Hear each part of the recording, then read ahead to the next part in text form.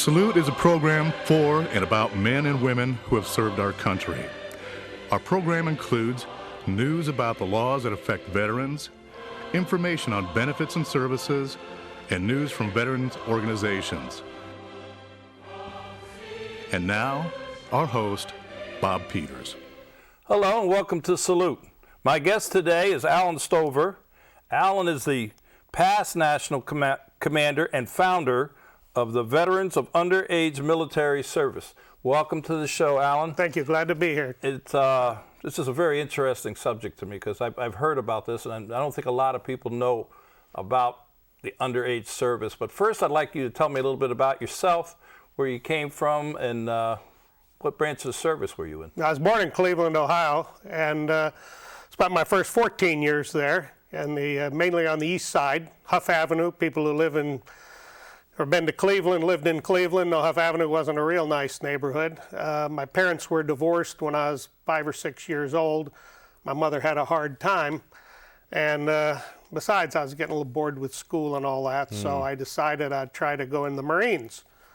So I went down, skipped school one day, and I went down to the Marine recruiting office in downtown Cleveland, and it was closed. This was in 1952. Later in 52. The only thing I can figure it was the Marine Corps birthday. They were closed for that. The only reason I know. Well, being a typical 14-year-old kid, I didn't want to skip school again. And we'd had a neighbor who had, whose son had gone into the Coast Guard when he was young.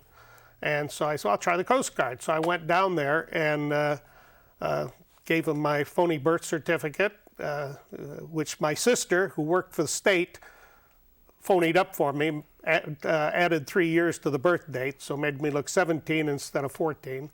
And the way I was able to do it was tell her that if she didn't do it, I would join a gang in the neighborhood. There was a gang in the neighborhood, and the truth is they wouldn't have wanted me. I wasn't mean enough, but it worked. And then the Coast Guard sent the papers and to my mother to sign. Well, she was working, so I forged her name and sent it off.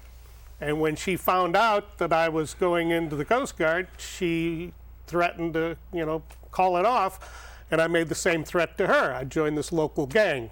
So it worked. I went in the Coast Guard, went to Cape May, New Jersey for boot camp, and everyone, I was supposed to be 17, but when I went into the headquarters, when we arrived, they picked us all up at the train or the bus and took us there. And this one drill instructor was walking up and down in front of us, just like they do in the movies with the Marines. And he came to me and he faced me and he says, "How old are you?" And I almost said 14 without thinking because he had me so scared. And I said, 17, sir. And he said, "Yeah, and I'm the Queen of Sheba." And that started it all. In boot camp, they all kind of knew I was underage, I think, although I never admitted it. My whole time. The fact you didn't shave or couldn't shave, that's another story, yeah. But anyway, I promised them that I would let them know the last day after graduation, the next morning when we all went, I'd let them know how old I was. And I told them, they said, okay. They all gathered around. I said, 17. And they didn't believe me, of course. On the shaving, it was my sister gave me a razor. Well, I never shaved in my life, so I didn't want to cut myself. So I didn't put a blade in because I wanted to look like the other guys. They all went in and shaved in the morning. So I went in, put some lather on, and started shaving. One of the guys grabbed the razor and opened it up, and there wasn't a blade. So I got caught. Yeah. So the first ship I was on, I asked for overseas duty, Pacific. And I got to Honolulu, and they asked, and it was near the end of the Korean War. I graduated like in April of '53, and the Korean War was over in July of '53. And they at the headquarters, they said, where would you like to go? And I said, well, I could go to Korea. And they said, well, we're getting ready to sign an armistice over there. We don't have any units left over there. And I said, well, get me as close as you can. Well, as close as you can was about 100 yards away, a buoy tender, a ship. And I went aboard there, and I had a hard time. The guys were pretty hard on me because they said, the older guys especially, because they said, we're going to make your life so miserable, you're going to give up, tell your true age, and go home and get an education. And I said, you understand, I don't have a place to go to. My mother was single. She had got remarried, and she didn't want a 14-year-old boy around. And so I said, I don't really have any place to go back there. And I said, you wouldn't want me to go back that neighborhood anyway. And that didn't stop them. So I was there a year. I asked for a transfer to Japan or the Philippines. They transferred me to Guam, typical military. And I got to Guam, and I saw the base there. Guam isn't like it is now. There were no hotels, no nothing there. And the Coast Guard base was desolate and just dirt all around. And so the next day after I arrived, I went to headquarters and I said, I'd like a transfer. And the guy said, well, where would you like a transfer to?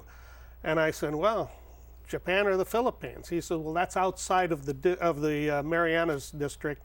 You're going to have to wait 6 months again to request the transfer. And I said, isn't there any place I can go outside of this godforsaken place?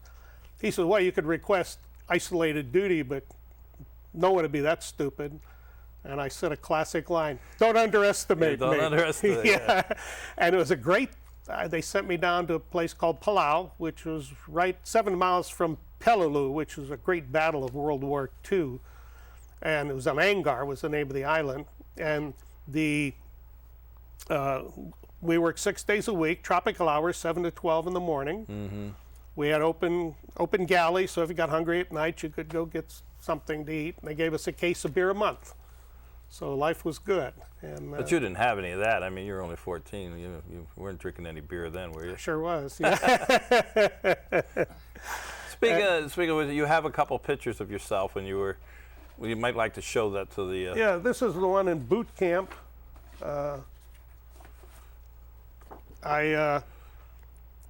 You sure look 14. Yeah, I did. And then I have this one. This is when I was 16 in Japan. Actually, I may have been still 15. I'm the one over here. Yeah. On the right, and I was an old salt then. I had 2 years in. Wow. And I went to, my next assignment was down here in the Coast Guard base in Miami Beach on the Coast Guard cutter Androscoggin, which was the flagship of the 7th District. And I went aboard, and the custom in those days was to write the names of everywhere you had been on your ditty bag, which is a little personal effects bag. And I put Guam, Hawaii, Hong Kong, because I've been to Hong Kong, Japan, Philippines. I've been to those on the way back. I was happy to get on a plane that went to all of them. I went aboard, and I heard this one guy say, boy, he's an old salt. You know? I was 16 years old, just turned 16. I was an old salt already. So it was good. I put my time in, but so 18 and a half, I got out, honorable discharge, and 4 years of service. And, did you finish your high school, or did you do it in the service, or? Well, I started in the service. They had what they called USAFI courses. I don't know if they still have them. But I took English because I didn't do real good in English when I was back in 7th grade. 7th, 8th grade, yeah. That's 8th grade education. And then I started, when I got out of the Coast Guard, I went in the Merchant Marines on the Great Lakes for a year as an able seaman. And I was taking a correspondence course for high school. And I was talking to this one summer student who's University of Michigan, who was studying automotive engineering. And he says, why don't you go to college?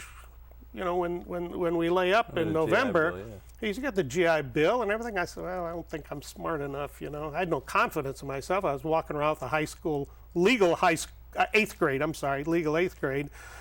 And he says, no, you gotta be kidding. He says, most of the guys in my class are dummies. He says, besides, they don't study. You work hard, you'll get you'll pass. So that inspired me. So I wrote to this outfit I was taking these courses from, and I said, look, I want to go to college. I need a diploma. So they sent me a diploma. So I got in, and about 3.5 years later, taking lots of credits, I graduated at the top of my class with Wow. a bachelor's degree in electronic engineering, and that for the next 40-some years I was an electronic engineer. So. Oh, wow.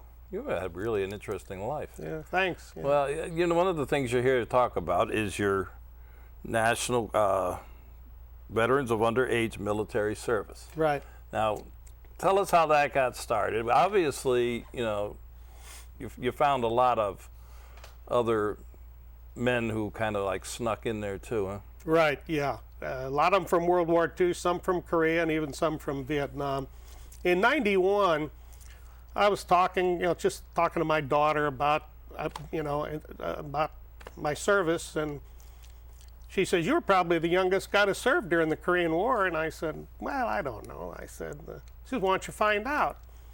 I said, "Well, I don't know." And, and I was kind of hesitating, and I said, "I don't know how to do that." She said, "Well, why don't you start an organization?" And I said, "Oh, yeah, okay." Well, it preyed on my mind a while, and finally I said, I can start a little group. Maybe get about a dozen guys together, and we'll sit around and tell war stories. So I decided to start it, and I sat down, did a little planning, and then I went down to a local lawyer and says, if I'm going to do this, I really ought to incorporate, shouldn't I? Because I could just see some guy having some war-related mental problems, and they'd sue me for something. So I incorporated it, and I said, as long as I'm going to do all that, I may as well get the post office and the IRS to recognize us, because that's how I incorporated as a nonprofit organization. So we're a 501c19, which is like a 501c3, but it's for veterans only. And you have to have a high percentage, I forget what it is, 90-some% are veterans, in order to maintain your tax status and be tax exempt. So I got all that, and I started to send off releases to different newspapers. It started out as just a bunch of guys locally, and I just kept sending these press releases out around the country, and of course I'm getting guys calling me and writing me from all over the country, and the first call I got was from the Philadelphia newspaper. It was kind of interesting because she said, "I need a list of all your members in Philadelphia area so I can interview them for an article." I said, "Well, I don't have any members. That's why I sent the release, so I could get some members." I call you back. Yeah. She says, "Well, how can I write an article if I don't have any members to interview?" I said, "How can I get any members to interview if you don't print my release?" Yeah. So they didn't print it. They did a couple of years later. But I started to get guys calling me from all over. Every one of them has has their own story on how they got in or why they left. And so I started to send out membership applications. About 3.5 years later, I turned it over to someone else. We had an election because I was getting burned out. My late wife and I worked really hard on this. And we had 650 members when I gave it up. And since then, we've got we're a total of 2,700 and so 750 have gone through the association. A lot of them are World War II vets who've passed away. We still have about 1,500 active members nationwide. Yeah. And they range, the rule is from you have to have enlisted at age 16 or under in order to be eligible for membership. 15 and under if you're World War II Merchant Marine, because 16 was legal in the Merchant Marine there. And 19 and under for World War II women, because 20 with parents' permission was legal, 21 without. We have had at least one woman member who was 13. So wow. she'd be, and her story is very interesting. She joined the Army, and she made it to Europe at 13, and she got caught.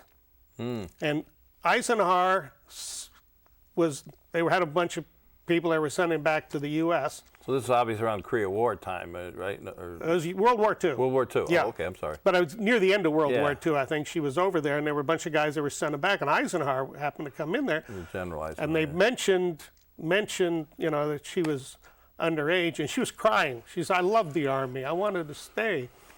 And he went up to her and he says, "Go home, little girl, and grow up, and come back when you have. We need good soldiers like you." Oh, yeah. I thought that was kind of neat. Yeah. It chokes me up sometimes when I hear that. But she never did go back in because she went back to the States, got married, and never did go back in. But we've had some interesting guys come in. Audie Murphy, we've never been able to confirm whether he was underage or not. There's two sources. Yeah, I've heard something about that in the past. Depends on who you talk to. I'll go on the web, look for him on the internet, and they said he was 16, but his official thing says 17, but his sister said he was 16. So we've never been able to confirm that. Yeah. But among our members, we've had 2 Medal of Honor recipients, at least one U.S. Senator, Senator Mike Mansfield, gone in underage. Gene Hackman was a 16-year-old Marine, but we never got him to be a member. I was able to contact his agent, but there was never any response when we made the offer to be to join as a membership. And we have some generals. We had the Chief of Naval Operations, Admiral Burda, went from seaman recruit to 4-star admiral. And interesting, Jack Lucas was one of our members.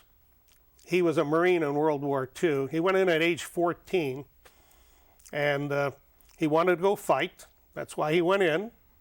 And he was a big guy. That's part of the reason he got in. They found out he was underage when he was 15. He wrote a letter to his girlfriend, mentioned his age, and they censored letters in those days. So when they saw he was 15, they confronted him, and he asked to stay over there. Well, they did that sometimes in World War II because these guys were over there filling a slot. Replacements were hard to find because they were being chewed up out in the islands there. So they let him stay, but they refused to send him into combat. Well, he decided he's going to go to combat anyway. So he got his bag, his gear, and went and stowed away aboard a troop ship that he knew was going to the combat zone. He got there, he got off, and he's at Iwo Jima the first day. He was there on the first day, and he's in there firing and doing what he wanted to do. And the second day, he's in a trench, and his rifle jammed, and he looked down to get it fixed, and he saw a hand grenade. Uh-oh. And it wasn't So his. he yelled grenades, and another one came in. So there were 2 hand grenades. He leaped on them, pushed one down in the soil, in the volcanic ash, and the other one went off. Fortunately, the one that went off was the deeper one. He was still 7 months in a hospital. Wow. But he became the youngest Marine ever to get the Medal of Honor. He was he did that action 5 days after his 17th birthday. Wow. And he was the youngest man since the Civil War to receive the Medal of Honor. And interestingly, when he was listed as a deserter back in Hawaii. And when he realized that the 30th day he would be listed as a deserter, he went to the CO of one of his cousin, happened to be on board, helping to feed him, stealing food from the chow hall. And he went to the captain, turned himself in, told him why he was stowed away.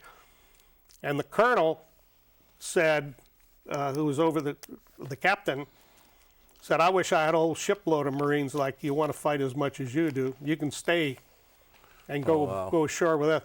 That captain, who he reported to, also received the Medal of Honor for action the same day. Wow. That Jack had. I talked to Jack a lot on the phone over the last few years before he died. He had died about a couple of years ago. And the interesting thing was he was always so grateful that I'd started this association and all this wonderful thing. And I say, Jack, I'm really grateful for what you did too. and he'd just brush it off like it was nothing, you know. And Yeah. I thought that was kind of interesting. Well, listen, why don't you tell the people where you guys meet? Do you have a phone number, a site, or anything that if somebody Right. wants to get in hold of touch with you? Yeah, well, I have my local phone number. If anyone wants to call me at 352-430-2305. The national phone number is, and I hold this up here, maybe? Okay, yeah, we've got this flag. This is your. I think you got to go this way. The other way? You got to go that way. Yeah, we'll hold it. Got our logo on, and underneath is the 1-888-653-8867. 1-888-653-8867. That's your national one, huh? That's a national one, yeah. And we don't have a building or anything. It's whoever the national commander is, it's in his house. A way to remember the number is Veterans of Underage Military Service. Initials are VUMS. So it's 1-888-OLD-VUMS. So that's one way to remember it. You live in you live in the villages? I live in the villages. We have a small group in the villages, four villagers. And when do you meet? We meet. Oh, it's only 4 villagers? I mean, if it's somebody. And unfortunately, since we meet at Laurel Manor, only villagers can come. Oh, so you're losing out on some membership then. You're right, yeah, yes. I'd like to find another location maybe. The problem is that some of my members use golf carts. So if I had it elsewhere, I'd have to have a second meeting in the month. You'd have to have a chauffeur, yeah. Yeah, and but we meet the second Wednesday of every month at Laurel Manor at 9:30 in the morning. Mm-hmm. This coming April, we're going to have a luncheon with the ladies. So we won't have a meeting at Laurel Manor, but we will have one in May. If anyone is interested. Do you have a national get-together once a year? Yeah, we have one every April. When I started, incidentally, this is our 20th anniversary this year. And when I started it I started in 1991. In 1993, we had a reunion in Las Vegas at the Sands Hotel. And so every year they hold it in April. Yeah. It's still, you get the good prices. And the weather's good usually wherever you're at. We're going to hold it the 14th of April, starts the 14th of April in Cheyenne, Wyoming, at the Holiday Inn there. So we used to have a bunch of guys come out. Yeah. Did you say you have a website for this, the Nationals? Yeah, it's the same website as also www.oldvums.org. And they can go on that. If they go on history, they'll see my name's in there where I started it. And then there's the requirements for membership and that membership application and such as that. Great, yeah. It's been very interesting. You have a book too over there, right? Right, yeah, we've had... Volume 3, right? Yeah, this is volume 3. We have 3 volumes. Actually, there's a 4th one that's came out. And... but this one, this is the 3rd copy. It's about 200 stories in here of men who have, and women who have served underage, joined underage. And our requirement is that you just have to be sworn in. Yeah. We've had them sworn in, and that afternoon, the mother comes and says, no, my boy is not going to war. And so they get out. But they had a few hours, they were legally in, so. Yeah. So we accept them for membership. Now you can't get that anywhere or online or. No, we just about sold out. You can get volume 4 probably if you go to the national website. That's a smaller book that just came out recently. Yeah, because I'm sure a lot of people would like to read these stories. Volume 1, incidentally, the first volume doesn't have volume number on it. Is last time I heard it was sold on eBay for $150. So. Wow. Yeah, because they're hard to come by. I have a few at home, but tells the story of them. Lists some interesting things too. Like there's a number of people we found, number of military guys we found who served underage were killed underage. And the first one I found was Norman B. Gibbs from Peoria, Illinois, He's a 50-year-old Marine. He was killed at Guadalcanal. And then they have a few others. You made a point, we were talking earlier about some of these people don't want to admit it because they're afraid of legal action. Right, yeah. You want to explain what's all that? I'm glad you brought that up. I was getting a lot of calls from women, and we have a lot of women in the group, but the questions they were asking sounded a little different. I finally put two and two together, and I realized that they were calling for their boyfriends or husbands, who wanted to find out if they there were any repercussions. You know, a man puts 20 years in the military, 2 years underage. If they take that 2 years away, he loses his retirement pay. Right. Okay. Well, so I wrote to all the branches of the service and came up with a underage veterans handbook, in which I gave the replies from all of the branches of service, and the replies are all the same. We're all the same. No, if you get past age 17, there's no repercussions. All of your service time underage counts toward retirement, counts toward veterans benefits, everything.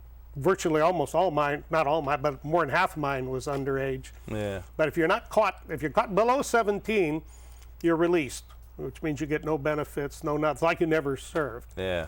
But I had one man call me once that said, "You better keep quiet because they're going to make you pay back all the money that you were paid in salary."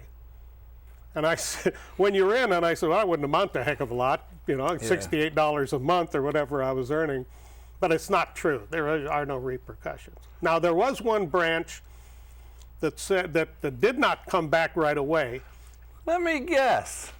The Coast Guard. Coast Guard. I got a letter from the Chief of Personnel of the Coast Guard that said, "We reserve the right to prosecute you at any time." So I called him and I said, "That was 43 years ago."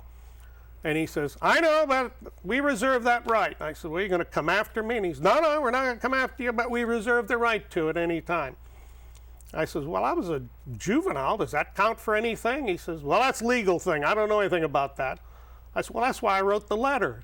So I didn't get anything out of him. So over the strong objections of my late wife, I wrote a letter to the Commandant of the Coast Guard and says, "Next Wednesday I'm going to come down to headquarters with Channel 13 News and turn myself in, because I can't have this hanging over my head the rest of my life." Mm-hmm. I got an immediate answer, and that's in that little handbook that, no, there's been a misunderstanding. Our policy is the same as the Navy. There's no repercussions or anything. If anybody wanted, is that on your website too? Those letters? I believe so, but they can always get one. They'll send one to any underage veteran. All right. Well, I'm afraid we're almost out of time. Okay. So I just want to mention a couple things, because I stopped over at Gator Harley Davidson the other day, so my friend Peg, and I picked these flyers up. This one here is about the annual memorial ride, the 4th annual Police Escorted Memorial and National Armed Forces Ride. It's going to be on May 21st, and that's out both of the Harley places, Stormy and Gator.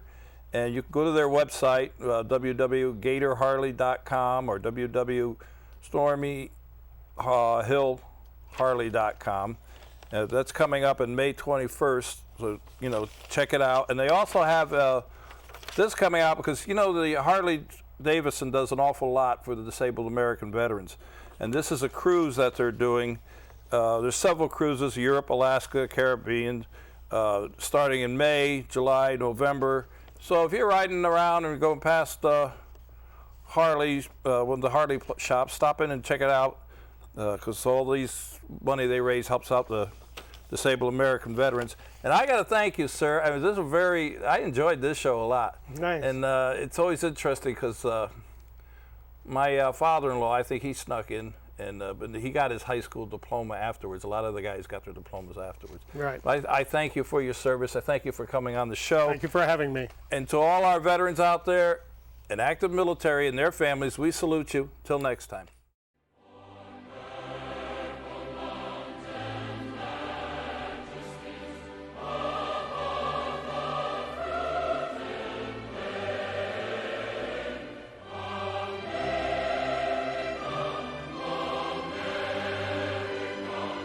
Let us know what you want us to present in our future programs. Please call Lakefront TV at 352-728-9707 with your programming ideas and suggestions.